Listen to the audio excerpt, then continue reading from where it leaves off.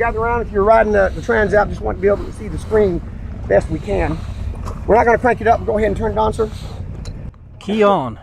All right, like a lot of bikes, you got menus and sub-menus and sub-menus. All right, main thing is, so you've got several, if you'll just cycle through with the mode selection, so you'll see user, sport, standard, rain, gravel, back to user. And each one I don't see sand. You don't see sand. Well, you're going to see it in a few minutes. We're testing them out here in the sand. It's kind of to be expected. Oh, that's interesting. All right, so that's why the user comes in. So you can change. So we're talking about power, engine braking, traction control, and ABS. So on all of the others, they're preset. And the more things you see around the circle, that means the more of it you got. More power if it's all full. So this has got one power, one engine brake, one traction control, and the ABS is on, although it can go off. Okay. So that's how that is currently set up. So if you don't see one of the standard ones that you like, you can change this one. To change it, press and hold. Once you're on user, press and hold it. Just press and hold and it'll start flashing. All right, now you use the up, down, left, right to cycle over and through and change things. So we want maximum power. If you want maximum power, go over to engine brake. It's at minimum engine brake. There you go. Minimum. Okay. If you're traction control, you want traction control off, which yes. I would highly recommend. Yes, please. Take the upper arrow and press and hold it.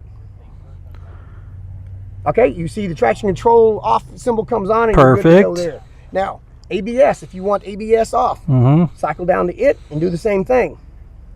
Press and hold the up arrow. Up button means off. Now you got to answer the question again. Do I want it off? You want it off? Yes. Press, symbol come on, try that again. Yeah, it's on.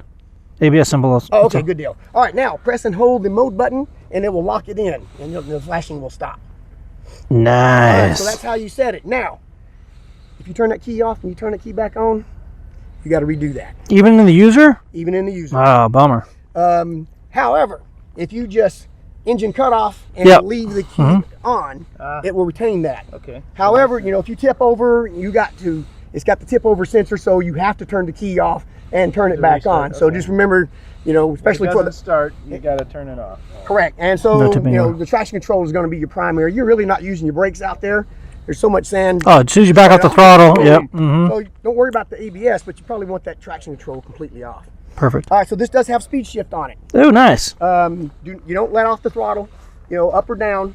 And actually, the first time I'd ever used a speed shifter was yesterday. I'm like, I got to after putting DCT, so I'm not used to shifting anyway.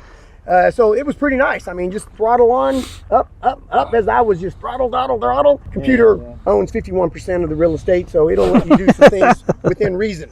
That's right. But you don't have to let off the throttle up or down on that. Perfect. All righty. I think that covers it then. Any questions?